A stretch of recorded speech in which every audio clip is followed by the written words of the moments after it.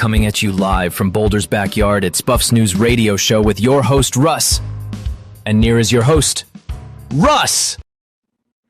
What's up, Buffs Nation, and welcome into Buffs News Weekly. I'm your host, Russ, and this is your Monday call-in show on this official Victory Monday after the Buffs get the massive victory against the Wyoming Cowboys 37-20. We will be talking more about the game, some of the interesting stats and stuff that have come out of that game. And of course, the biggest part of today's show, we will be getting your responses to the game on Saturday night, as you will be able to call in to the Taco Bell Hotline to give your take on what you saw with the Buffs on Saturday night. And then also what you expect to see going forward. So we will get to that here in just a little bit, but first we're going to be talking myself about what I saw from the game, a little bit more expansion on everything, and kind of how I'm feeling now on this Victory Monday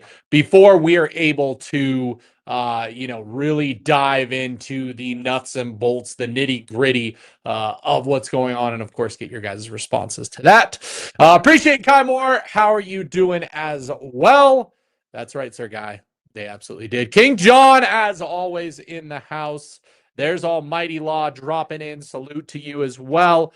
Kai Moore, should Rob run a 4-3 defense against BYU? We'll talk about this. I do believe that we need to change up what we're doing. I would love to see us do a little bit different overall. Hey, appreciate you coming in, man. How's it going? Appreciate you dropping by on the stream, and I appreciate you following. It just seems like they scapegoated him. He did nothing against Delaware to lose his spot. Delaware would have been his time up game in preparation for Houston.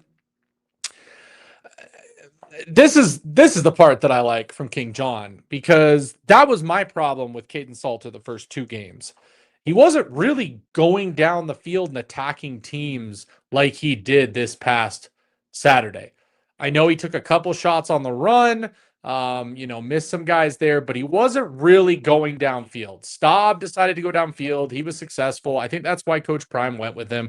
I think we're being honest, I think just like last year, us having to lose to Nebraska the way that we did to turn around that season, I think that Caden Salter getting benched the way that he did for that game, I think is what really allowed him to kind of come on his own in the game this past weekend. We'll never know. We can always say ifs, ands, or buts of what he could have done, what could have happened, blah, blah, blah. We do that stuff all the time as fans, and we're welcome to do that. So again, I welcome, comments like this. Absolutely, CB. But my only pushback with it is, I don't know. I think Salter needed something to ignite in him to really get him to play his brand of football. It just seemed like, and again, other people can say if I'm wrong or I'm right, whatever you guys want to say. I felt like Caden Salter just seemed more at ease.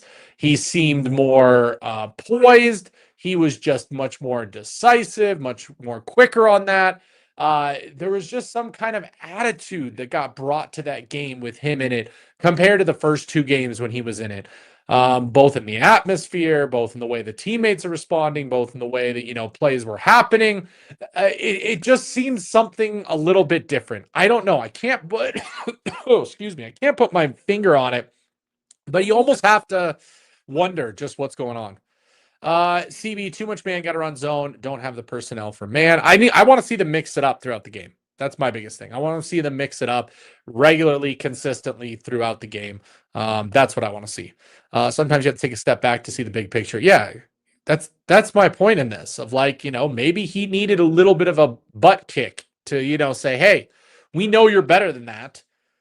Can we jump to that? Yeah, so Sadarian Morgan being at the CU game, I'm telling you guys, this is a repeat of the last 3 years of recruiting for Coach Prime.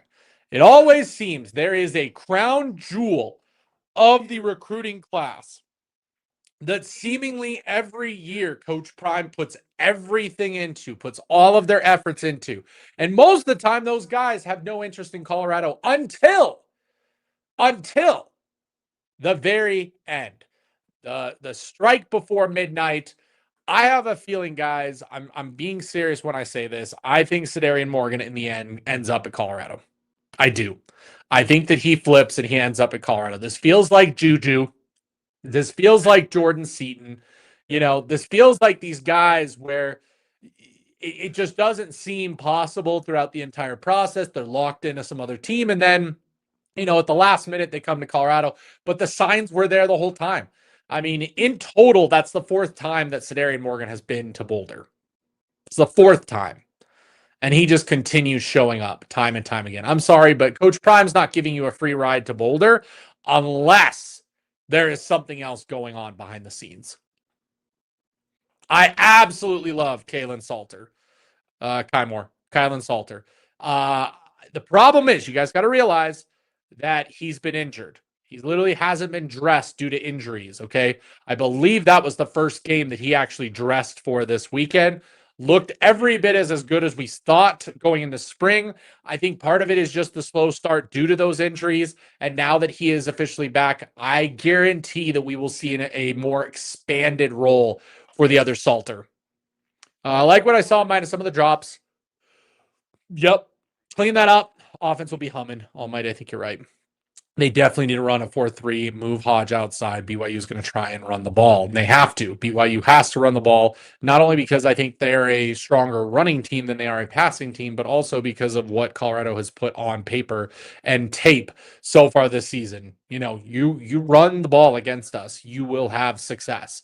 So the question is, can our defense finally stop the run in a game? We'll have to see. I think we got finally our top three receivers: Miller, Brown, Williams. Yeah, and I thought that was going to be what it looked like the whole time. Now, the only problem, though, is none of those three run in the slot, and that's the problem we're running it up against. Those three are rotating on the outsides in the spots that are available, but we can't figure out the slot because Draylon Miller is struggling this year, guys. And watching the tape back of the game, it's not just the drops that he's had so far this season. Part of the problems that we've seen with him is the route running. He's not getting open. As the slot receiver, you should be the safety blanket of your quarterback. You should be available in short situations. And so, that's where I'm at there. I don't know what's going on with there. I would like to see, Quentin Gibson some more to see what he can do. His shiftiness, his speed, his ability. I just wonder if he could maybe help the team get open a little bit more. The brief Bryce Underwood didn't play. Underwood play didn't work out. Lowell, how can a kid turn down $12 million? IMG receiver from Carleton who knows Juju, got to lock him in. I think K-Salt issue was leadership, not communicating what he wanted out of his receivers. I really want to see what Gage Goldberg can do. We'll have to see.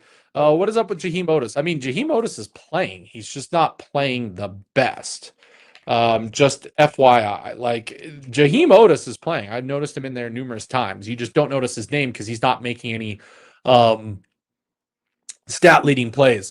Now, as far as what he's doing, I will let you guys know what his grades have been. So here you go. It's average is what it really is, Joseph. Georgia Tech, he scored out pretty well at a 73. Delaware, 61.9. Wyoming, 61.5. His pass rushing is piss poor against Delaware, Wyoming. His rush defense, a little bit better, 62-63 respectfully. And then, yeah, guys, he has zero tackles except for the Georgia Tech game. Like I said, he scored a 73, which is pretty good. And he got 2 tackles in that game. So very interesting there, but that's what's kind of going on with them. What up, D-Nice? Appreciate you dropping by as well. No more Draylon unless you have him in the backfield. Cedarian Morgan knows Bama ain't like that no more. Plus, Coach Prime is out there working his magic. Well, and almighty, I think you see the receivers that come in and are effective at Colorado day one as a freshman. Yes. Are there receivers that do that at Bama and at these other places? Yes. But you're guaranteed to have a huge spot in this team. And, we are losing a few receivers in the offseason. So him coming in, he knows that there's a chance for him to play. And I think he does want to play with Juju. I really do. I think Juju and him have a very good relationship, and I think that's going to happen. BYU doesn't have a quarterback, just running back casually throwing the ball. Man coverage still tough. Maybe hybrid. Let the couple guys play man, rest and zone. I don't want to see 4-2-5 make BYU quarterback prove he can score. I think he should move Joseph Williams to the slot. It'd be interesting. We'll have to see. No more drops. Yeah, try Hestera. That's right. Maybe Hestera should get a shot in the slot a little bit more and get some actual play time. I don't know. Something needs to happen from that slot, though. It does, like, permanently. I was hoping we could get in the picture for some of the UCLA recruits. We'll have to see what happens with that. My guess is a majority of those recruits are going to be more after the season. Yes, they get a red shirt, but some of them may not leave. There may not be any point for them to leave. I mean, if the case was correct that if they transferred right now, they could play right now at another school, then yes, I could see more of those guys hitting the portal. Right now, they have no incentive to hit the portal because they're just redshirting and moving on to the next team. They could stay at UCLA, put tape on, and then go next year. I mean, the only thing you get, obviously, is the fact that you redshirt and get an extra year, but maybe those guys don't want an extra year, some of them. That's what I don't get. I don't get why he's not getting any play. The kid works hard. D nice. We beat BYU by 10 plus, and I like us in the next 4 games, including Utah. I mean, if we do a pretty good job against BYU, I like our chances against Utah. Absolutely. D nice. I like our chances against Utah right now. I think Utah is a pretender team from what I thought. That Texas Tech game was not good for them. And yes, Texas Tech is very good, but Texas Tech blew them out, and Utah looked absolutely poor. Absolutely poor. They need number 45, RC in that slot. His quickness, another route running is crazy. I wonder why he's not really playing. Andy, howdy Russ. How are we feeling about the emergence of the true freshman edge rushers? Absolutely love it, Andy. Absolutely love it. But I called it before the season. You know, Alex McPherson and London Merritt, 2 guys that I said we'd have to watch out for that could have an effect on the season. And Alex McPherson is just a dog. He is just a junkyard dog that comes to play each and every snap, works his butt off, and you know, he may not be the most athletically skilled player, but because of how hard he works on that line and how strong he is and all of those attributes, he makes up for a lot of that. Lennon Merritt on the other side, I think he is even more athletically gifted, more skilled gifted. And between the two of them, they just absolutely dominate that line. I would have loved, by the way, you know, I will say the one caveat that I will give you in my conversation with Alex McPherson's dad at the football game, man, they really want Jake Cruel to come to Colorado because when Jake was on a line with London Merritt and Alex McPherson last year, the 3 of them balled out. They loved playing with each other. So the fact that Jake didn't choose Colorado and, you know, so far hasn't yet, was sad for them because they really wanted to see that kind of reunion and to be able to do that again here at Colorado. So that's absolutely it. Alexis, if CU does not play one hell of a game, BYU will beat them going away. We need Case Salter to play like he did against Wyoming. Well, absolutely. Absolutely. Case Salter has to play like that going forward if we want to be successful. Q6 needs to be in the offensive game plan. So does Terrell Timmons. They are really quick. I have no idea. I can't answer that question. Oh, there's Keith. What's up, Keith? Keith, D-Nice, appreciate you guys for being members of the channel. Buffs defense needs to play a real 4-3 defense with 3 real linebackers, Hughes, French, Myers, and Salter. Salter has to get in there. Salter has to get in there. BYU are grown men? Yes, they are. They are absolutely grown men. It's confirmed that UCLA is paying Cal $10 million per year. K-State, not the team of last year. No, they are not. Here's the wins, guys. Here's the potential wins for this team right now if we just kind of continue what we're doing and don't improve on what we are doing. Could we win BYU? Maybe. Utah, potential win if we can do what we need to do there. West Virginia, K-State, those are wins at this point if we can play our game. And then the rest are kind of a toss-up. Arizona, very good. Iowa State, very, very good. So, guys, it's not going to be easy over the next several games. It is not going to be easy whatsoever at all.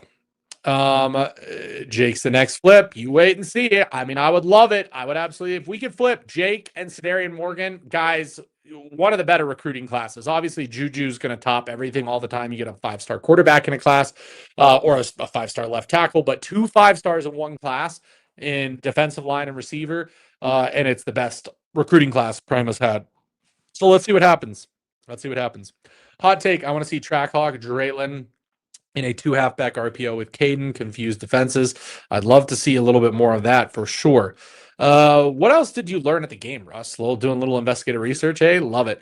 I mean, I have a lot more that I'm not going to share because I respect the privacy that is the parents. I mean, he said some things that yes, I could easily say on here and get clicks or watches or do an entire video and do that. I'm not going to do that. He had a great conversation with me. We sat there, talked for quite a while. I'll just say that Alex McPherson absolutely loves Colorado. It was always going to be Colorado for the most part. His other visits did not go as well as Colorado, but just so you guys know, Alex is a Colorado boy through and through, even when he was younger. Didn't live here, but they visited constantly. He loves the outdoors, loves everything that Colorado is. It was always going to be that, but there's that. I'll give you that. But yes, Alex, by the way, at IMG, moved in the inside. He was defensive tackle when Jake Cruel was playing. So it was Cruel and Merritt on the outsides, and Alex was moved into the inside. So that's where it's at. That's where it could be if Jake Cruel were to switch commitments and come to Colorado. I'm telling you guys, we could have a defensive line for the next 3 years that would be very, very good if we could get Jake Cruel to flip to Colorado at some point. I guess Breck won't be decommitting from Ohio State. I mean, I have no idea. At this point, I've moved on from Breck Cullejay and Deacon Schmidt. If they don't want to come to Colorado, they don't want to come to Colorado. The slot is meant for somebody that's fast and shifty, run routes. I'm not sure Draylen largely played the 4th receiver, not really the 3rd. I don't know, but you need someone similar to Wester.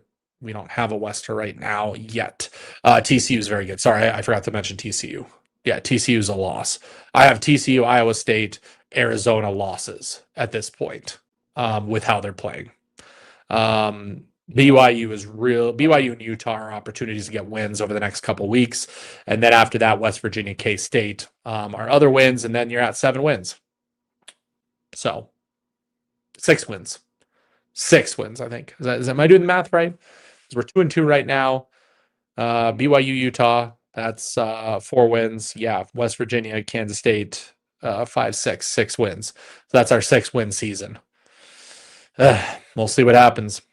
We also have to remember these teams want to prove something too, so they're going to come to play for sure, especially because they always come to play, King John. I mean, that's what nobody gives any credit to. Oh, you only beat such and such team by this many points. You didn't blow them out like you were supposed to. Guys, I don't care what anybody says. When the words "we are somebody's Super Bowl" come out, that's not because Colorado's better. That's not because anything like that. It's because the eyes that are on Colorado, they want to show that they are the best. They want to show that they are the best, and so they do that through that. Prime is seeing the light. He's getting serious about high school recruiting. This start could have been a blessing in the long run.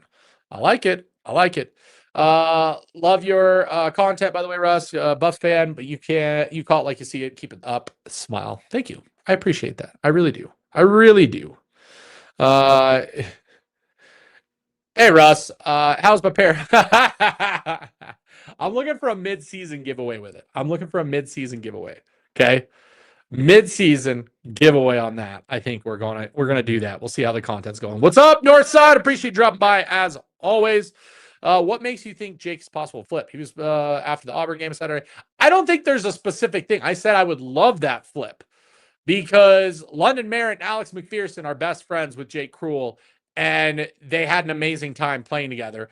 And they thought that they were going to get to play together at the next level. It's why Jake Cruel considered Colorado, is he wanted to be there with his guys, with his IMG connections. They do have a connection. They played together very well, and that's where it was at. I'm not saying I'm thinking it's a possible flip. Somebody else said, don't count that out. And I said, I would absolutely love that. I just said it sucked when that didn't happen, and Alex wasn't too happy about it. Those guys want to play with Jake Cruel. Sammy Ain't is out there. He hitting the portal. Who are saying Sammy Ain't? Who are you talking about there, Northside? I get it. I get it. Absolutely. Keep it up each week. Hit the like, folks. That's right. Please hit the like. That helps our videos big time. We're about 100 people in here. Appreciate you guys. Alex McPherson, does he play more this week? If Caden runs with confidence, the season changes a lot. That's what we need to see each and every week. We need to see a confident Caden Salter going out there and doing what he can. How great was to see Sedary Morgan there to see the game and the wide receiver usage? Sedary Morgan just keeps coming back to Boulder, guys. If I was a Bama fan, I would be ticked off that he just happens to live in Boulder, okay? That's where it's at. That's an easy answer, Darren. Of course, Cormani McClain would have started this year. I mean, he is grading out as one of the top corners in the league. And outside of DJ McKinney, we are grading out piss poor when it comes to our corners. So, there's that. Salute chat. 6 foot is a stretch with this defense. KJ Martin's going to be a problem. I hope I'm wrong. Again, I said it is somewhat of a stretch. I said, are BYU and Utah winnable? Yes. Does that mean that I think it's an absolute slam dunk victory on both those games? No. So that's not good. The only 2 games that I think we have a very, very good chance of winning for sure down the stretch is West Virginia and K-State. The rest of these games are going to be an absolute dogfight, with 2 of them probably being for sure losses. That being Iowa State and TCU. Iowa State and TCU are losses. I'm just going to go ahead and put that out there. I'm going to be very, very honest when it comes to that, guys, as I'm not going to be a homer. Those are going to be extremely, extremely difficult games. Keith, are you saying Sam Okunlola has left the team and he's no longer there? He's just not injured and he has hit the portal? Is that confirmed, or are you just speculating right now? You just speculating is my question. We don't speculate on that stuff. Just FYI. Don't do it. Don't do it. Okay? Don't do it. Jack gonna flip because early playing time. Jake, I assume, is what you meant. Yeah. What recruits were at the game? There was a ton of Colorado recruits. Obviously, Sedarian Morgan was the biggest recruit that was there. It was just a list of kind of like lower level recruits for the most part. A lot of Colorado kids were at the game. Tyrekus and TM got to be trash in practice, because how is Victor still starting? I think some of it is injuries, because I know Tyrekus and Tion were kind of struggling with some injuries at times. So that is my guess of why Vickers is playing more, because I think between him and RJ Johnson, between him and, the other guys in the room, I think, yeah. But I agree. Please move Preston to safety ASAP. Yeah, Preston having some interesting things. This BYU game feels big, chance to build belief and momentum. And I think that's the big thing, Sir Guy. I think you hit it on the head. This is our big chance to really show, okay, maybe we did find something last week, because a lot of people are already saying, oh, well, that was just Wyoming. Even though Wyoming is a pretty darn good defensive team. And to put up 37 points, had you told me we were going to put up 37 points before that game, I would have said we were back hard before that game. Okay. Remember, Dave and I both predicted in the 20s for that game. 37, pretty darn good, even with the last minute touchdown that Salter had. I love that they did that. So there's that. North side. I think we're going to beat TCU. We're going to beat Iowa State and TCU, North side. Ooh, I don't know. See, more likely loss. Yeah, that's what I mean. Yeah, I don't believe in the ISU or TCU. I don't know. I've watched them play, guys. There's a lot of good there. Yeah, I'm going to be honest. Like, I get so frustrated when people are just like, because I get comments from time to time. I mean, I got comments Saturday night that I was too negative after that win. And then I also got comments that I was too positive after that win. You can never say the right things for some people. And then, not to mention, there's a lot of people that watch my show, that watch those shows, comment, and they say things that are absolutely crazy that they have no idea, because they haven't seen everything I've done. They haven't seen, they aren't a regular watcher. They don't know what I say most of the time. It's just kind of fascinating sometimes. D-Nice, the seatbelt's going to be fine. This experience is needed coming off heart surgery. Prime was the best quarterback. You ever going to doubt him on the seatbelt? He sees something with Vickers. No, just correction. Okay. I'm late, but I'm scared about our defense. K-Dot, don't worry. We're all scared about the defense at this point. Until they show us something, this defense is Swiss cheese. This defense is Swiss cheese. Arizona State will be a problem also. Sam Levitt, the quarterback, very elusive. That is true, too. That is true, too. That game is going to be an interesting one. I'm not sold on Arizona State after the game. That's why I said Iowa State and TCU are the two games where I'm like, those are going to be the hardest. We win those, that is an upset big time. The rest of them, toss-ups, with the games being against West Virginia and Kansas State that I want us to win. I expect those to be wins. They better be wins, especially the time of year. They better be wins. He knows Sam personally. Yeah, Preston doesn't seem to be the same player was last year. What do you think? Yeah, there's something wrong with Preston. There's something weird going on with Preston. I don't know. I didn't believe in the ISU hype last year either, to be fair. I mean, I get it.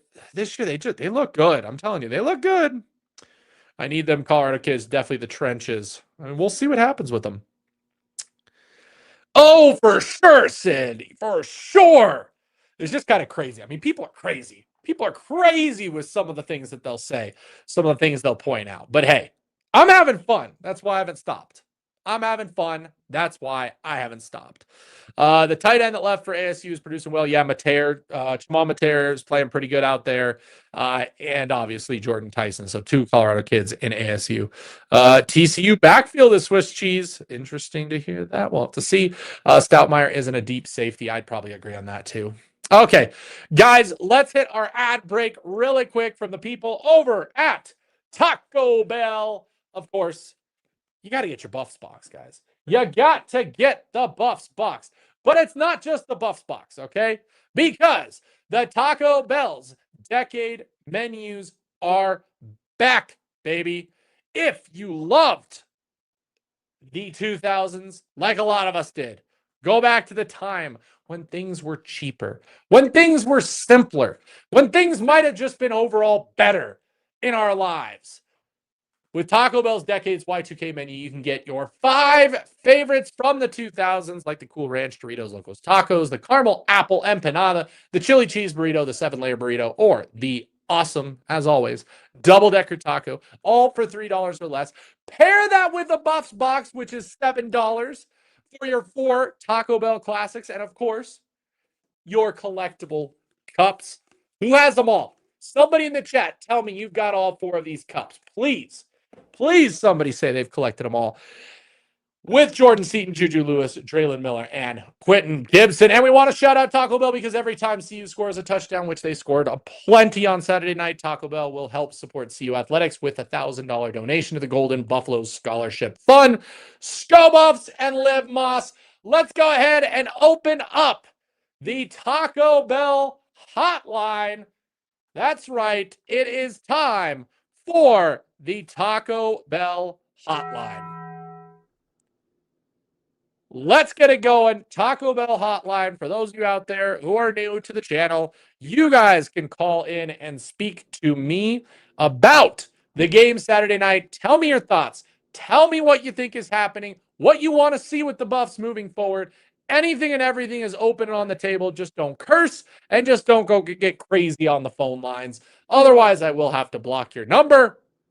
But until then, feel free, call right now. Taco Bell Hotline is officially open.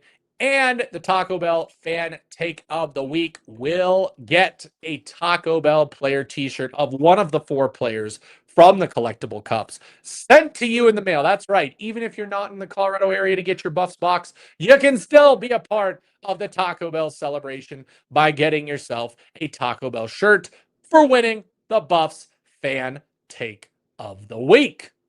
Okay, let's continue on with what you'll see. BYU will spy Salter. Here's the thing, Kai. I assume they will, but I've been hearing from tons of BYU fans that they are just going to be blitzing. Okay, we got our first call. Let's go ahead and see what they have to say. Thank you for calling Buffs News Weekly. This is Russ. Who do I have the pleasure of speaking with, and where are you calling from? This is Kai and K. Okay, Kai from Cali. How you doing? I'm doing good. I'm doing pretty good. What do you have to say about the game from Saturday night?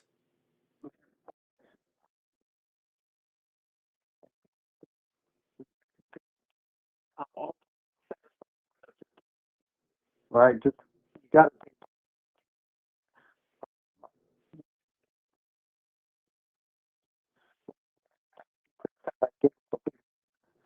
and they kind of get back in the game. But I never felt like they were ever even close to it. Mm-hmm. So I would like to have some type of killer instinct to just put teams to work and just absolutely put. But I do agree to some degree that you can also coach because I think that's just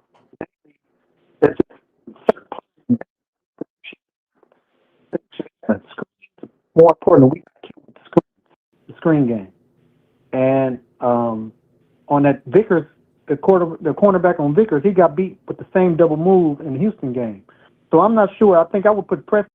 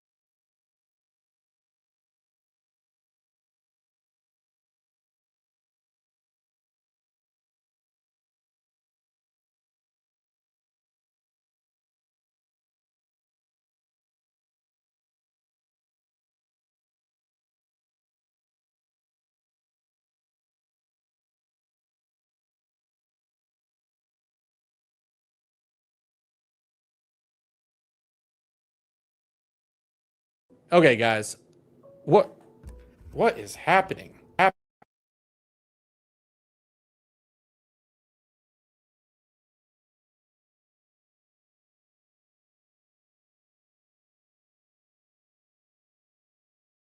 Okay. Can you guys hear me? Yes or no? Yes or no? Why is it not coming through now? Oh, I hate this. I hate this so much. Okay. Can you guys can hear me now? It's showing levels in StreamYard. StreamYard is being so weird. I am so frustrated with it.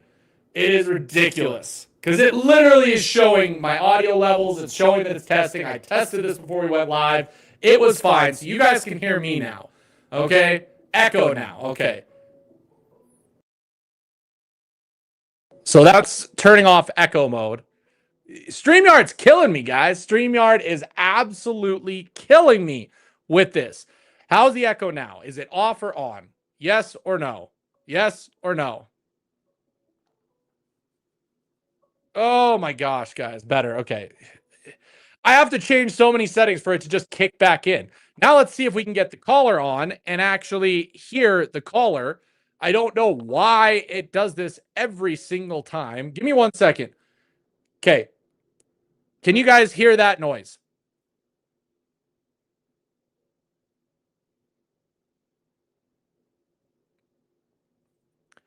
Do you guys hear a ringing noise?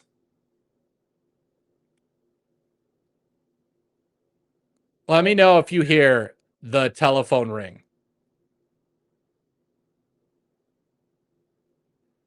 Last try.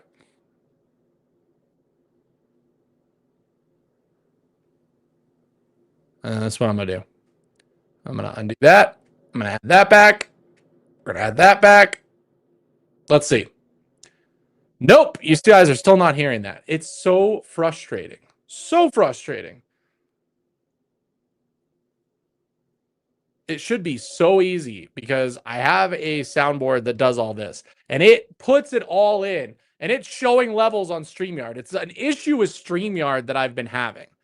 Like it's an issue with StreamYard that I've been having as far as the audio.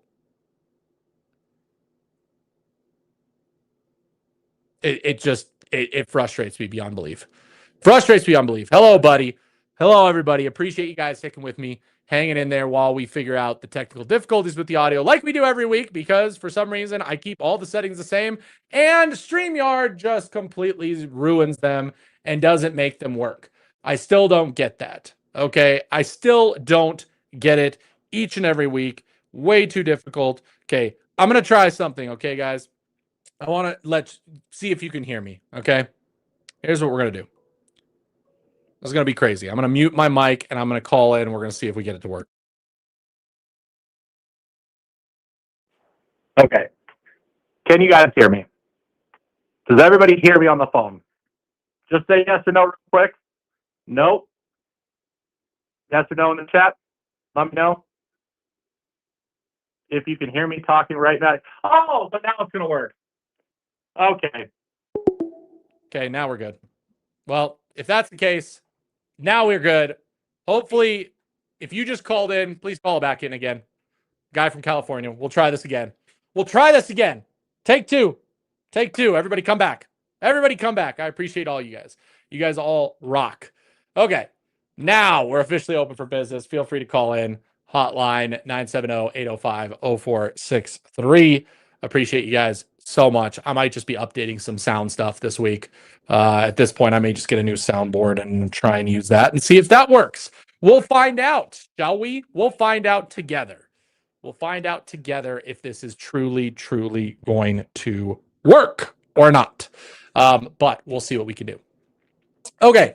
Back to what you guys were saying. I saw some good comments. Okay. Where are we at right now? You guys are hilarious with some of the comments that you guys gave. Absolutely. Man calling off a jail phone. I love that, guys. Samo will be in Miami next year. Northside saying Samo Kalola will be in Miami. Samo is medical redshirting, going to Miami next year to be with D-Loose as Michael P. and his brother. We'll see. We'll see what happens with that. Okay, guys. So, as far as the game goes on Saturday, some kind of final thoughts and comments from me while we wait to see if anybody else calls in to give their comments. I mean, overall, Salter, yeah, he had a perfect game. Running backs is better. Okay, he's calling back in. Let's get this going. Thank you for calling Buffs News Weekly Live. This is Russ. Apologies for the technical difficulties. Yeah. No, I appreciate it. Sorry about that with the technical difficulties. Let me know, guys. Let me know again your thoughts. Let everybody else know your thoughts. They can actually hear you now. Okay, yeah. Now Salter, I like Salter. I thought he was always. I thought he played well. I didn't think he did anything to get pulled. I didn't understand the whole musical chair thing and the devil. I don't know why. When and how nice it would have been to see Salter get a complete game and a complete game with Houston, because I think potentially we probably could have did something with that game had we had somebody who could spin it like him, and also was a dual threat. But I digress. But other than that, I don't think that he did anything wrong per se. Yeah, he could have probably took that game. There was some runs probably could have made to but for the most part, I thought he played solid. And I think if we don't give up 400 yards of defense on the defensive side every game, we win all the games. So that's with that. Yeah, it's hard for me because I didn't see the same kind of fire in Caden. I mean, mind you, he played just fine. But I don't know if it was anything else than that. It's just interesting. It's just interesting with that. I mean, we can always say, what if, does Colorado beat Houston if he's playing the whole game? Does Delaware look completely different if he's playing the whole game? It's hard to tell. I'm just glad that he went out there and responded. He could have easily crumpled. He could have easily had his confidence shaken from getting benched. Instead, he went out there and proved that he's a leader, that he is ready for this. And deep down, I think that's just what Prime was looking for. We saw the tape. Yeah. Don't No, he really did. look like the guy. Um, could- he could have been. I mean, he left on the table, but like I said, defensively is where the deficiency is on the defensive side of the ball, not the offense. I thought, you put up that many points, and you don't put 400 yards of on offense, you win games. That's just how I see it. I don't. Last play and our defense giving up those types. And Wyoming, I don't think they scored 20 points all year. So really, we it's like we're still having the same issues, especially in our three techniques that we had in the first game versus the Tech. And it's like we haven't fixed it yet. And I don't understand why we can't stay in our gaps or anchor down when we're on double teams. I don't understand what's the problem. It's like I know they got to be getting taught that, but why are they not doing it? I don't understand. That one I don't know. And I think that one I think that one is defensive. I think that one's a defensive issue for sure. And it is I'm on the side that I think it's execution right now, although the only thing I would say, it's the same thing I said about the offense heading to that game, was that we need to be play calling that benefits our players. And right now, through 4 games, we kind of know what we can and can't do. So why can't we put our guys in positions to succeed? Because I don't think we're changing, that much. And we've already seen most of the players. It's not like there's some surprise player that they're waiting to put in that's going to be able to run and execute the specific things they're saying. So I think it's a little bit of both. It's coaching, it's the players and their execution, and hoping that we can figure that out a little bit better. Right, right. All I know is, you win games with defense. If you can put up, my rule was always if you can put up 20 points a game, 20 points a game, you should win. And other than that, you shouldn't have a problem. That's just that we cannot stop these explosion plays. And it bothered me seeing Wyoming, of all teams who is really not good on offense at all, have so many explosion plays in that game. That really, I thought we were turn the page in the first quarter because it looked like we were shutting everything down. And then I don't know if it's because we're rotating so many guys or whatever it is, but it's like um, they're just out of position just so much when we get to all 22. The linebacker and the three techniques is just off. It's just I don't know what's the problem. I, it got to be seen as, and I don't know why they can't correct it. Yeah, no, I agree. We'll have to see. This it's just you know what? This just may be the defense. This just may be the defense and what we have going on. This may be as good as it gets, and the offense needs to carry us the rest of the way. That just may be what needs to happen. And if that's the case, don't play so much man. Because we keep giving that person. They're attacking him on every side. They're coming at him. They either want to dress or some kind of sack or Texas. They're attacking every game, and not everybody. And Yep. He's not winning. So, Yep. I don't know. Okay. Well, But I that's all appreciate the got, Russ. phone call. I think thanks for the call. Yeah. I appreciate you. I appreciate you so much. Talk to you later. All right, later. Okay, bye. Peter, you kept saying this. You commented this on a couple of videos. You kept saying that he looked good. Everything shouts that he actually was pretty darn good. Okay, one of the highest rated pro PFF from the weekend. The ratings, the stats all look good. I don't know what else you want to see from that. Buffs News Weekly. This is Russ. Who do I have the pleasure of speaking with, and where are you calling from? What's happening, man? This is Terrence from Fort Worth. Hey, Terrence, how you doing today? I'm doing good, man. Good, good. What do you have to say about the game from Saturday? Well, I mean, from the game Saturday, man, I feel like we showed exactly what we can do. I think we need to step it up. I think we have, man, we have so much talent, and we saw that on display. We saw flashes of it, but I agree with Coach Prime when he says we just need to be consistent at it. And I think also possibly when it comes to play calling, man, we got to stop being conservative when we're up. We need to put our foot on people's necks and just let them have it, man. We just need to just do that. I think that's been a problem for the past couple of seasons, man. But when we're up, man, we just gotta just go higher, man, and just drill them down, put our foot on their necks. Yeah. And so that's what I think. But I think we're in a good position right now. I watched another podcast and they were saying that they believe that what we did against Wyoming, that we could do that against any Big 12 team. I think we can. We just got to remain consistent, man. That's what I think. Yeah, no. Offensively, absolutely. That offense is going to work any day of the week, any game. We just need to have that consistency, like you said, and hopefully that we can keep up with that. Hopefully Salter can be that guy each and every week. Absolutely. Yeah.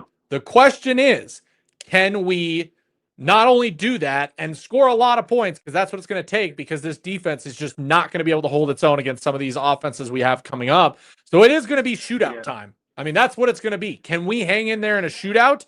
And can Caden Salter be that consistent quarterback that takes over games and puts up a lot of points? If we're putting up 37 to 40 points a game, I like where we're at. I believe that we can easily get to 6-7 wins. If we're scoring less than 30, that's probably going to be maybe a couple more losses. There is just my thoughts of what we're seeing right now. Yeah, man. I think it's all about how we approach it, our attitude, man, because if we just know defensively that everyone's going to bring their best every time they play the Buffs, then they will just be on their toes instead of on their heels, man. I'm seeing that with the defensive backs. A few of them are playing on their heels, man. They can't do that because they're going to bring their best every week they play the Buffs. So they just got to be ready for those deep passes, those crossing routes. The quarterback's going to get the ball every 3rd and 1, 4th and 1. Every quarterback's going to run a quarterback run every time. Yeah. I call it from my house every day. My wife is like, "How do you know?" I'm like, "Because they know we can't stop it." So I'm telling you, man. So we just gotta just play on our toes for the rest of the season, man. Yeah. That's exactly what needs to be happening. The defense needs to do just enough at this point, just enough, and then that offense needs to continue doing what they're doing. I'm just glad they got all the playmakers involved a little bit more this week. So hoping to see that more going forward. Anything else you want to see from the team coming up in the next couple matchups? Man, I would love to see.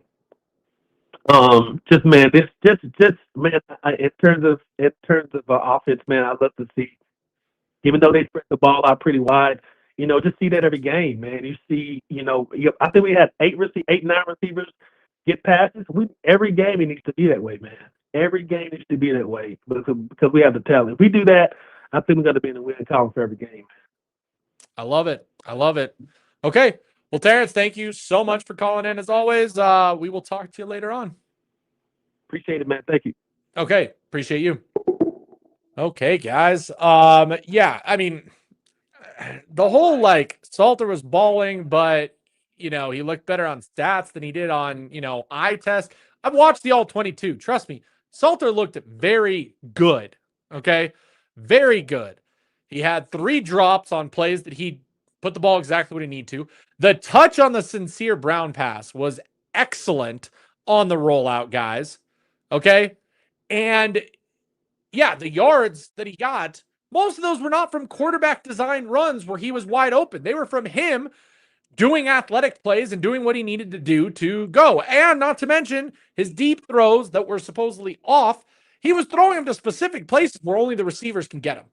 He was looking for specific places that only the receivers could get him. He gave his receivers a chance to get the ball. That's all you ask as a quarterback and a coach is get your players in a chance to do that, and that's where it's at. Okay?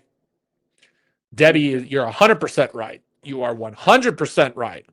We are always going to be, because of Coach Prime, because the attention that our program gets, we are always going to be. And teams don't understand what that means. I've had so many fans snap back at that specific comment and what that means. They don't understand what that means. That does not mean that we are the best team in the country, and so teams are going to play up to those standards, okay? You get that when you go to like your Ohio State, when you go to, the teams that are the top teams in the country, but you also get that from Colorado because guess what? Every time Colorado plays, their highlights are going to be on ESPN. The score is going to be talked about across the college football world. Every podcast outside of CU podcast are going to talk about CU at some point. Fans are hate watching. They're also cheering us on. So like all of that comes together. Yes, we are absolutely everybody's Super Bowl. That's what that means. It doesn't mean that we're going to be the best. That is what it means. He stood in the pocket, delivered several amazing throws. He had the pocket. What I liked about him, by the way, Lorenzo, and we can say this, okay? Here is the difference between Caden Salter and Shurmur Sanders in this offense. And yes, I will say, Shurmur had a much worse offensive line, guys. I get that. But Caden Salter is so confident in his offensive line. He is staying in the pocket. He's stepping up in the pocket. He's not drifting. Remember, a lot of people say that Shurmur Sanders' biggest downfall is that he drifts. I think a lot of that came from the fact that he was under so much duress that he had to drift. Is that bad in some cases when your line creates a great pocket? Yes, you don't want that. But also, if the interior of your line is getting killed every play, which happened way too much with him, you end up drifting back to try and create yourself your own time. Caden is confident in his pocket that he is not drifting, okay? He is not drifting back and out of the pocket. He's staying in the pocket, and when he goes, he goes. He's rolling out. He's taking off. You've seen so many times. How many times has he taken off in a run? Not by rolling out, but by stepping up in the pocket and taking what's right in front of him. That's what I love what I'm seeing from Caden Salter. And Shurmur probably would have done the same if he had this line for the time that he was there. But he was under such quick pressure that he had to drift at times. And yes, that has created a bad habit that he has. Yep. I mean, Unk said they're good. Everything else says they're good. We'll see what happens, guys. Yeah, this is it after the game. Offense, not the major issue. The defense, the issue, but the linebackers, they're trash.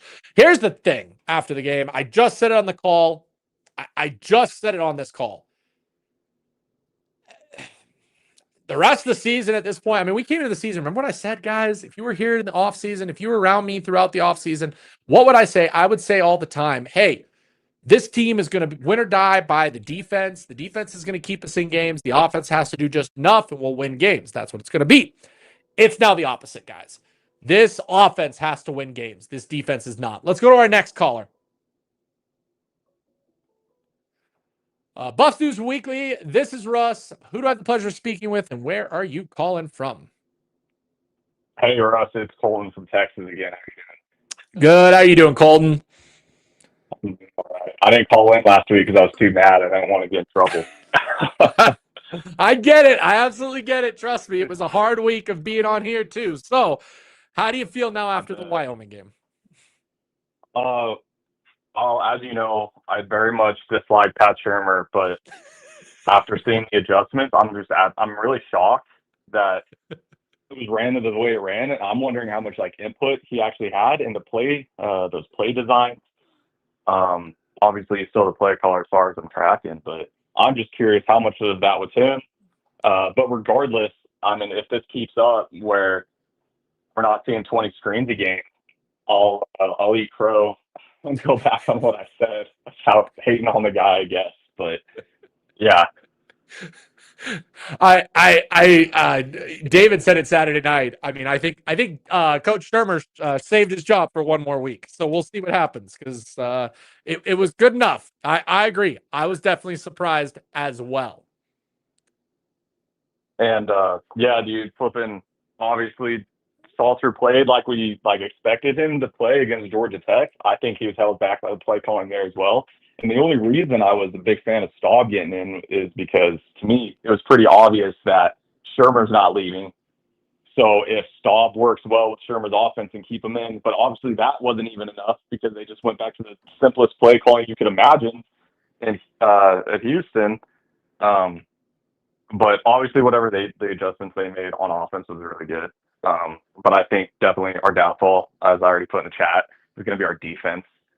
Yeah. just the inability to stop the run, man. It sucks, and our guys aren't very good at rush blocking, which is also hard to see. It is, but I mean, we're pretty consistent running the ball right now. I mean, we nearly had. Yeah, I mean, we nearly had 200 yards of offense during, rushing, I should say. It was one of our better games. Again, that was helped by Caden Salter and his, ability. But Simeon Price also still put in good averages. Michael Welsh did great up until the fumble, of course. So outside of that, overall in total, we had 193 yards rushing. So we are averaging about 170 yards per game, which is still better than previous years. Not as good. And we're not run blocking very well. Right. Yeah, that's what I was getting at. Was I believe our flipping running backs are outstanding, and we've got a deep roster of them. But yeah, the run block is questionable. And then God forbid we try to stop BYU. I think they have from what I've heard, they've got a damn good running back. Yep.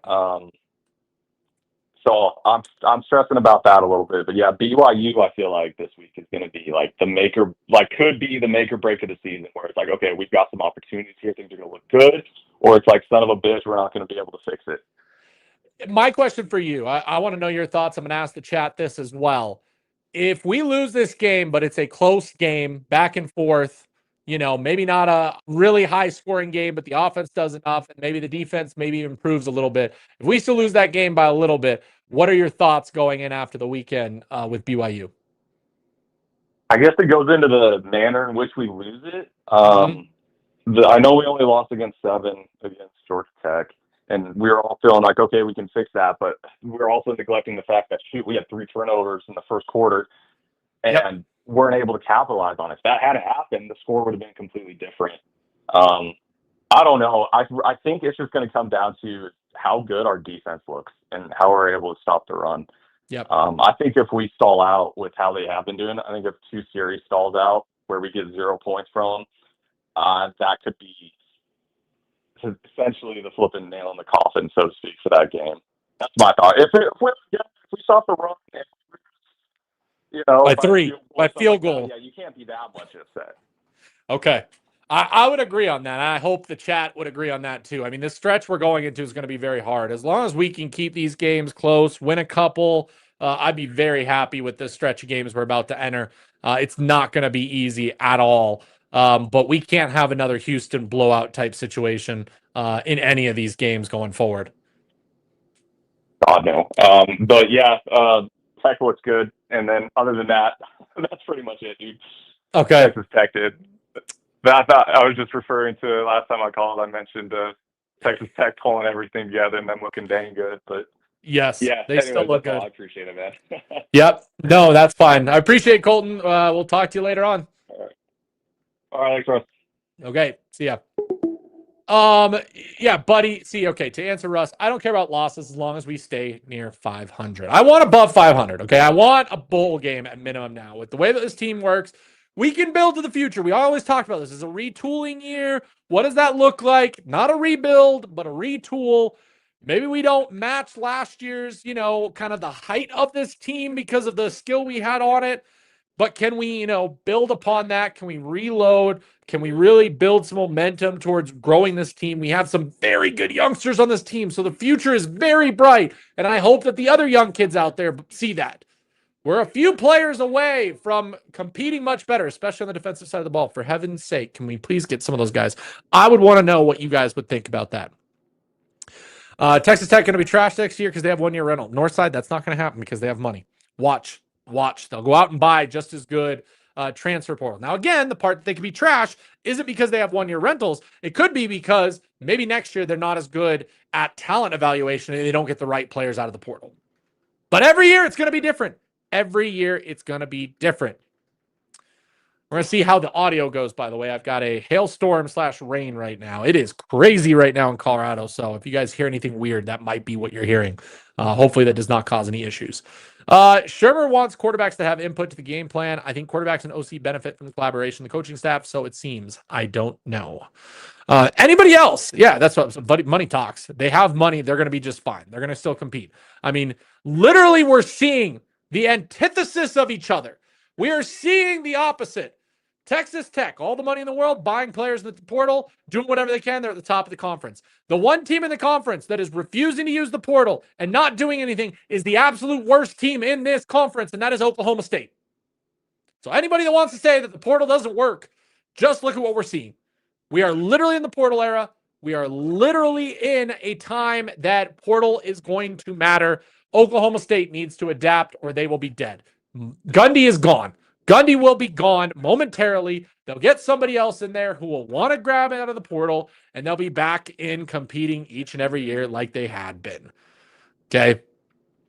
Yes, K-Dot, we talked about it when they first broke. So one portal in January. They have not picked the date yet for that. I like that. That also means we're no longer going to see those old, two switches in a single offseason where a team, a player doesn't like spring practice and then bounces. That's not going to happen anymore. Clemson needs to adapt. That's true. That's true. Dabo better figure it out. Although, my question to you guys, I don't follow Clemson enough. Like, I've heard so many comments on that of, is Dabo a result of the skill and talent he's had at Clemson over the last 10 years? Or is it his coaching? Meaning, could he be a good OC? Could he be a good OC for a team? Or is he going to go be a head coach somewhere else? Do you think someone will give him a lot of money to go head coach elsewhere? I don't know. Yeah, that was like one of their big grabs. My point is Oklahoma State did not utilize the portal like normal teams did. They did not use the portal like normal teams did. They didn't go after a lot of players. They didn't go after getting improved, especially how they ended last year. I would have been improving the heck out of that team trying to add more players. They didn't go crazy in the portal, which again goes to my whole thing of people who are like, oh, Prime is too heavy in the portal. Guys, every team is heavy in the portal that is succeeding right now. So that question is over. Even Dabo has submitted to using the portal. He did eventually. Buffs News Weekly Live. This is Russ, who I had the pleasure of speaking with, and where are you calling from? This is Willie. I'm calling. I'm on the road, so I'm moving. Okay, Willie. Okay, I appreciate it. Yeah, but anyways, the offense looked extremely well this past weekend. I'm proud of Katie Salter getting his mind right and turning to the guy we thought he could be. Defensively, I know it's the second, like defensive line and secondary go hand in hand. Defensive line, when the secondary gets interceptions, it's because the defensive line. When the defensive line gets sacks, it's because the secondary is covering. We're not getting pressure because the secondary looks horrible. Our secondary looks horrible. Like, so a couple of safeties come down and tackle, but I seen what's DJ McKinney getting beat. I seen the freshman getting beat. Number 10, I haven't remembered his name. I even seen what's the other guy? Preston Hodge. Preston Hodge. He's always trailing from behind every week. You know what I'm saying? It's just like, I don't know if they're not teaching the proper technique, but a lot of the defensive line's problem is because the secondary is not covering. Somebody's open and able to get back there fast enough. So they go hand in hand. If the secondary do their job, you get sacks. If the defensive line does their job, you get interceptions. It goes hand in hand. Yep. That's the problem. You know what I'm saying? Yep. So I give people give a lot of grief to the defensive line. I see those linebackers. They're serviceable. They're not perfect. They're not Tim Green we had a year ago, but they're serviceable. I see them make plays. They all have their moments, but the secondary, if they help them out up there, it will be a big difference. And that just comes down to coaching because number 10, he's always in good position, but it's technique. I played corner in college and arena football. It's just technique. Quit grabbing all the time. Squeeze the route. Use the sideline. That's your help. Run with the guy and lean into him, and he's out of bounds. You know what I'm saying? It's little things like that you can do to be effective when you're covering a deep route. That's what the teams are going to keep doing, going deep on him because they know he's going to grab. So he needs to get his technique together or get him out the game. And I know Deion, he's a corner. You know this thing. He can't grab. I know he's giving him a chance because he likes the guy.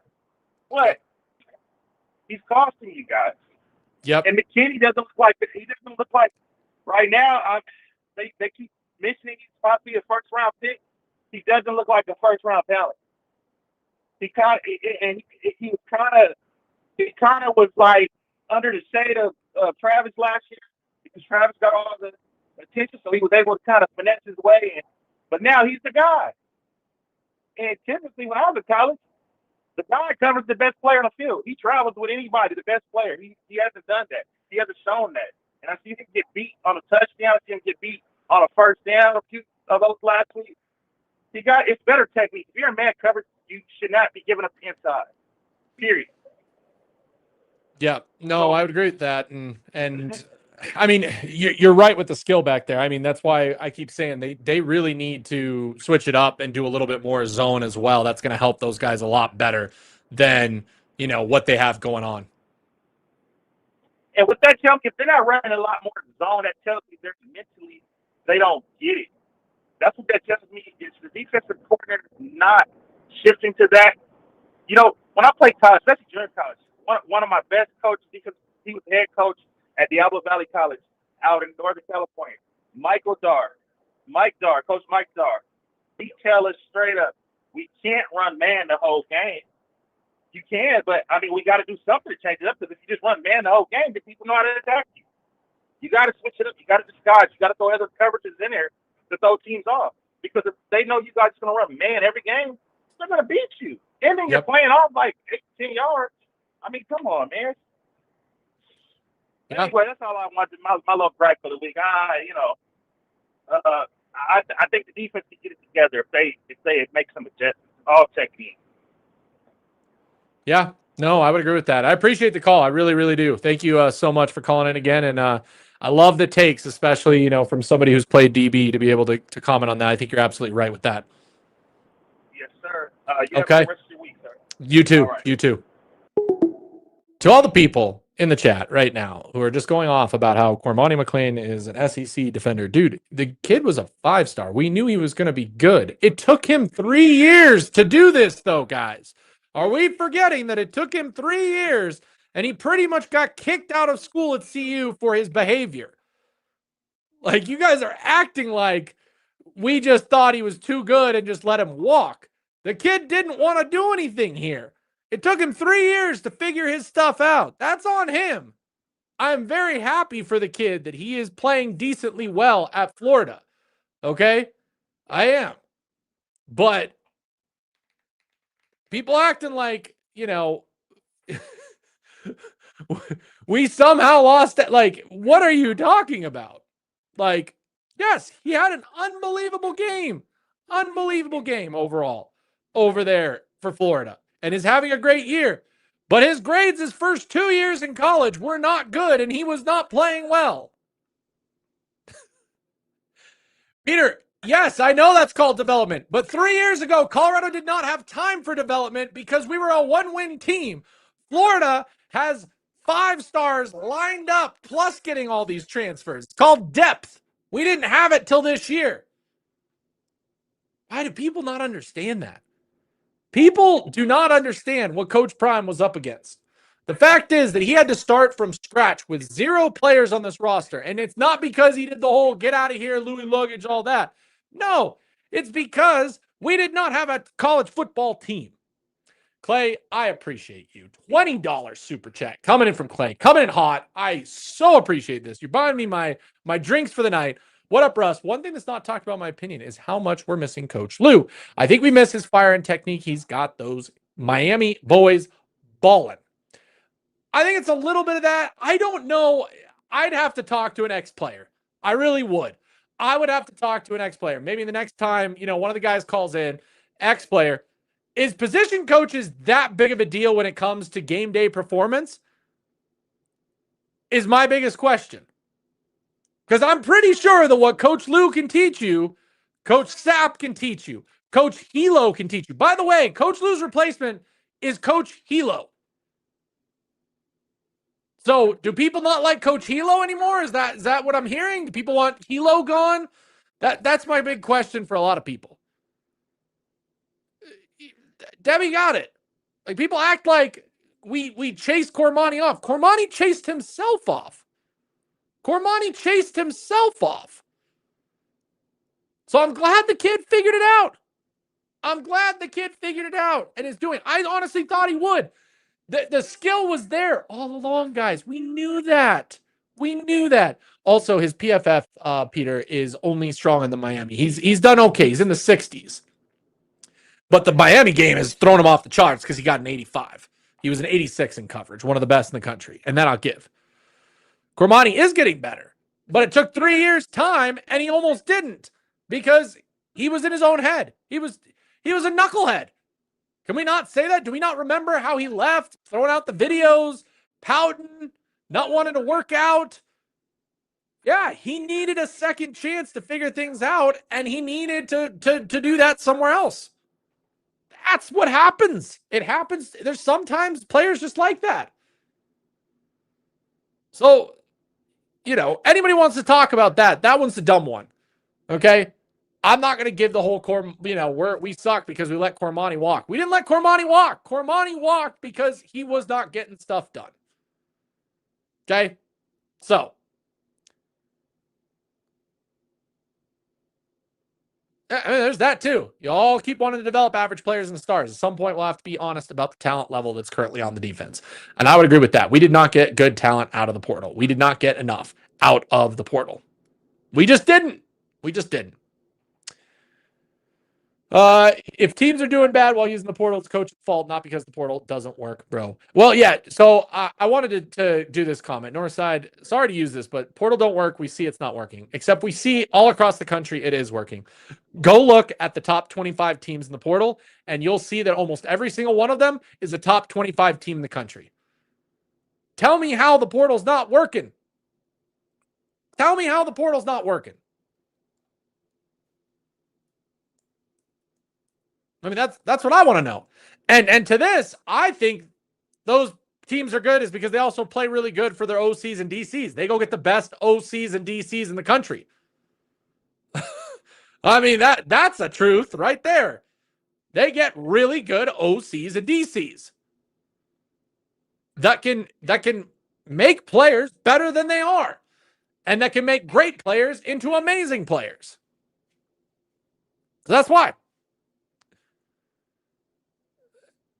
I mean, yes, position coaches are important, but I just feel like they're not as important as your OC or DC and your head coach. And I do believe that ex-players can be position coaches because they understand the ins and outs. They understand the intricacies. They understand tape. They understand break. Like, that's what they're supposed to be there for. They're not the ones that are doing the X's and O's. That's your OC and DC. Position coaches, their job is to develop the players, show them the ins and outs, show them technique, show them what to do. And I feel like ex-players can definitely do that pretty darn well. So I don't know how big of a difference, Coach Lou being here or not being here is really affecting that side versus just the overall skill we have in the defense. I do think is less than last year. I think we can agree on that. Heading into the season, I hoped I was wrong with that. I did say throughout the offseason, linebackers and DBs scared me. And sure enough, what's happening right now? Our linebackers and our DBs are scaring us and causing issues right now. So there's that. Well, and the funny thing is, like, when it comes to the portal, I mean, Miami went from being an absolute atrocious team last year to being the number 2 ranked team in the year. You think that happens in 1 year because of high school recruiting? That happened because they were really good in the transfer portal and got some really good players out of there that changed the way that team works. That's what it is. What's the measure working? We're currently struggling at 500. Once we get this figured out, we're going to be great. Buddy, I love the optimism still coming in. I love it. Yeah, OC and DC is important. Everyone calling for Livingston and Pat's head. Yes, I wouldn't call for Pat's Livingston's head just yet.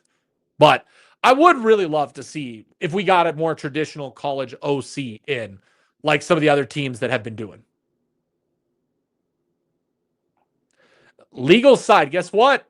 Most of those teams that are succeeding, if you go look at the list of their successful transfers, they are not Power 4 players. They are non-Power 4 players that are coming up to the next level and playing extremely well. The defensive tackle at Houston that was dominating us, he was not a power 4 player. Like, you go to every game. I watched every game Sunday, and the one guy that kept balling out on both sides of the ball was a non-power 4 player. Because the problem is, if you're a power 4 player entering the transfer portal, one of two things happen. You weren't good enough to play. You got injured, so maybe you will come back and do well. But it's a lot of guys that are coming out of the non-power 4 that need to be elevated. I mean, I heard from so many people in this chat that Sincere Brown would accomplish nothing because he went to Campbell of all places. Not even G4, okay? Not even G4. He wasn't even G4. He was less than that. There's no way he can come into the power 4 and be successful. And yet, Sincere Brown is our best receiver on this team. That is a fact. Except it is. We picked the wrong ones. There are other guys we were in on that were not power 4 players that we just couldn't get. We just didn't get. Again, it's going to happen. There's going to be years in college football with the portal where some teams are going to be really good at getting portal players and some teams are not. And we're seeing it right now. We're seeing it right now. Florida and Miami is a great point. Two teams that add a lot of star power, that add portal players. You ask any Florida fan going into the season, they thought it was their year. They're struggling. Miami, who knows what was going to happen? They're one of the best teams. So right there, Houston, a team that last year was absolutely atrocious in the Big 12. They went out and tackled the portal hard, and they succeeded. Okay? Kansas State, on the other hand, not so much. Us, not so much. Okay? We didn't get what we needed to. We didn't get what we needed to. He didn't take all their players, Northside. Are you kidding me? Indiana is the biggest case for the portal working. Kurt Signetti brought some of his players over from his school that he had recruited and he knew, but he also went to the portal and got some amazing players. Are we not going to talk about some of the players he got? Like, oh, by the way, D'Angelo Pons, who nobody wanted, who is not a power 4 player. He transferred in and it worked. So if the transfer portal doesn't work, why is Indiana successful and why did D'Angelo Pons work out well? Indiana is literally Colorado East. They just hit on some more players than Colorado did, which is why they're performing the way they are.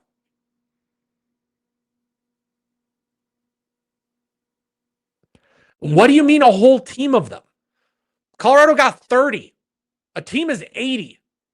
That's where I'm at. Oh, Clay with the other 5. Okay, Clay, I get it now. Coach Lou gave them a killer mentality, so Coach Livingston just had to put them in place to make plays. So you don't think Sapp is giving them a killer mentality? I don't know. See, I don't think the D-line is the problem, guys. I really don't. I think the interior defensive line is not doing as well, but they're also dealing with a ton of injuries and a ton of other issues there. Jaheim Otis was supposed to be the big guy in the middle to fill in for Nwankwo, size-wise. Jaheim Otis is being the same player he was at Bama. We hope that we could ignite something in him to take him to the next level because athletically he's there. But it's not there. It's not there.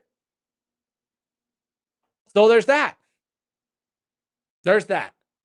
But I appreciate it, Clay. I do. I get it. It is a question you have to ask. But I still think the problem is the linebackers and the DBs. I don't think it's as much the D-line as we think because the linebackers are not hitting the right holes. The safeties are definitely not hitting the right holes. Are we getting as much push as we want to out of the interior? Yes, no. But killer mentality, I don't see how a coach gives you a killer mentality. So we're saying motivation works.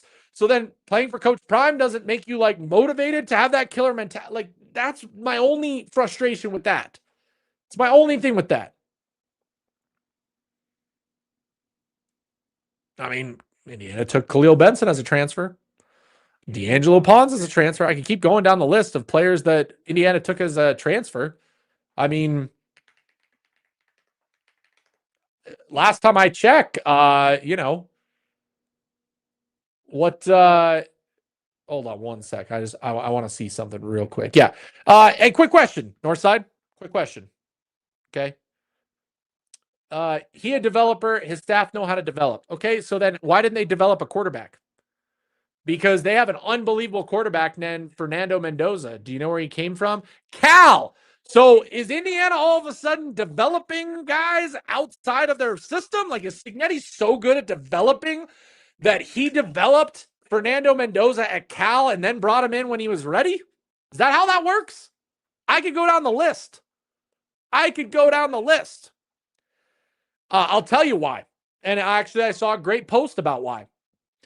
Offensive line is a unit position. If your unit sucks, everyone is going to suck to an extent. Yes, did Seton succeed last year on that horrible offensive line? Yes. But he's doing even better this year on a better line. He has improved, and it looks even better. So I do think that there is something to the offensive line being a unit. And for me, Khalil Benson is doing better because he has a better unit around him. He's not having to think about what the guy next to him is doing. He's not having to think about where the court, like, he just understands. It's just him just getting to play is really all it's about. Those kids are more hungry at the G5 level. I think Power 4 players, things should be given to them. I'd agree with that. Man has 3 young children on 5. His focus is split right now. He'll get it together soon. I know he wanted Juju, but I'm just saying he magically developed the guy the moment he came in. Now, here's what you should be saying, Northside, because this would prove your point, and it'll also prove my point with the portal. Curt Cignetti is an excellent talent evaluator. I'm going to leave it right there. Curt Cignetti is a talent evaluator, and it is why he is succeeding at all the schools he goes to. It's why he succeeded at the lower levels of football and being able to bring a team up. It's why at Indiana he succeeded. Notice, he's not going after the best in the portal. He's not. But he's going after a lot in the portal. He's going after the right guys. He is what Coach Prime is trying to match. Him and Coach Prime are trying to be the same thing, and Coach Prime is unfortunately missing on more players than not. And this year, that has hurt. Last year, we didn't miss as many. I could go through all the players that we brought in that were really good. I mean, all of our receivers, excellent. Okay? Our DBs were good and did what they needed to do. This year, we missed on it. Okay? We didn't add enough on the defensive side of the ball. We didn't add the linebackers that we wanted to get and had to settle. Don't tell me that Reginald Hughes and Martavius French were our number one choices at linebacker, because they weren't, because we know that. We know who we brought in on visits and tried to get them to come here before we just settled on French and Reginald Hughes. We had to go there. We needed something. We added something. So, like, that's where it's at, guys. Like, that is the whole thing with the portal. The whole thing with the portal. You got to be a good talent evaluator. No, they're not good at it. They have been good at it. They weren't good at it this year, and that happens. Sometimes you fail. You know, every great coach, every great team has issues where they fail on talent evaluation. It happens. You're not perfect. If you were perfect in this world, you would win a national championship every single year. You would. Every single year, you would win a national championship if you were perfect. But that's the problem. You're not. So my question is, going to next year and going into improving this team, can we learn from our mistakes this year? Can we make sure to get what we truly need next year? Can we put the money into the places that we need to next year? Because let's be honest, we don't need to put money into receiver, okay? We don't need to put money into running back, if I'm being honest, okay? Because we did pretty good at talent evaluation on both those ends. We do need to still put money in the offensive line, and we need to put money into our DBs and our defensive line. Although our defensive line is going to develop quite nicely from the high school players we got. So you do both. There's both to it, Northside. There was both. And they're grabbing good high school players. If they grabbed a class of 30 high schoolers, we'd probably be playing the same amount of high schoolers that we are right now. And then those other high schools that don't play would probably leave after a year. That's the problem. So instead of going for a 30-person class, Prime is saying, I'm going to go for guys I know that are going to play, and they have been. And I'm going to go get transfer guys that I hope can be effective right now. And that's where it's at. That's where it was at. Oh, I do know. I do know. I appreciate Peter because he still gives us views. He still gives us views. He's still part of it. Yeah, I like what French shows flashes of what he could be. There's just some things that he's off. There's just some things that are off. Okay, there just is. Okay, so I still got to crown the Taco Bell take of the week. I'm gonna go ahead and give it to multiple time caller Colton. Colton, if you're in the chat, hey, email me buffsnewsweekly@gmail.com. Give me your name, information in that email, and we will send you off your Taco Bell shirt. Tez, I don't know where Tez went, by the way. 2 weeks ago, Tez was the winner of the shirt. Never got back to me. Haven't seen him in the chat since, so I can't say, hey, get your stuff to me.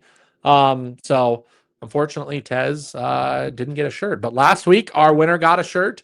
And so this week, Colton, hopefully, I'm assuming K-Dot, appreciate you. Email me. We'll get a shirt off to you within the week. So there's that. D-Nice. All the noise, y'all talking. Hit that like button. Come on, hit that like button. Northside, I always appreciate you too. See, what I love about Northside being around, all of the podcasts, it keeps it real. And hey, we can all have opinions that disagree with each other. That's what's great. Let's be in a world where we can have differing opinions and have those discussions and be fine with it, Be fine with it. That's what I love. That's what I love. But Russ, the college mind think that should be signing a bunch of high school players. That's the old thought. That's my point. That's the old thought. It's already changed. The first year of Prime, everyone said that can't be the solution, and now every team is doing it. You go look at the top 25 in the transfer portal. They were adding between 20 and 30 players in the transfer portal for all of those teams, and all of those teams, for the most part, are in the top 25 or outside of it. Colorado, yes. Are we a top 25 transfer portal team? We're not doing well this year? Yes, but that happens. But a majority of those teams at the top of the transfer portal are sitting in the top of the top 25, including Miami, including Ole Miss, including these other teams that are up there, absolutely doing it. Absolutely doing it. Let's call a spade a spade. There are kids that will go to Indiana and be a big fish in a smaller pond. Are the Hoosiers on national TV weekly? They're not yet. Not yet. They keep winning. They probably will be, but that is a benefit that we have over Indiana. And if I'm going to be honest, guys, I'd also prefer to live in Boulder than I would Indiana. So we do have that going for us too. However, Kurt Cignetti is an amazing coach, and he's doing amazing things there. And they're still finding the talent that will go to Indiana, which is why he's succeeding. Absolutely love it. Absolutely love it. Appreciate you, Northside. Thank you for that super chat. Okay, guys, we're going to call it there. I'm going to go. Got to go take care of some things. I appreciate you guys for joining me on this Monday show. Hey, share the video. Tell your friends. Like the video. Make sure you're subscribed. All that wonderful stuff. Apologies again for the technical difficulties. I'm going to see what I can do about that. Maybe upgrade some equipment and see if that'll help us get some better audio through instead of the software I'm using now. We'll see what happens, but I appreciate you guys for hanging with me when that happens. Appreciate you guys for coming in every week, for supporting the channel, for watching my videos. I love my tight-knit community. We've kind of hit into a kind of a, every week's kind of the same. About a little over 1,000 people watch the show. A little bit of 1,000 people watch everything. So I appreciate that. You guys are all the hardcore followers, the guys that stick with it, the guys that stay with it. Hoping that the channel continues to grow, but I do appreciate all you guys for being there from the beginning. So thank you guys so much for tuning in to the show. Until Wednesday night, by the way, Buff Blitz, guys. Buff Blitz, 7 p.m. Mountain Time. We will be previewing the BYU game. Make sure you're there. We have tons of fun on the Buff Blitz. You guys don't want to be there, okay? I'm telling you, you can't miss it. You can't miss it. So until next time, for Buffs News Weekly, I'm Russ. Go Buffs!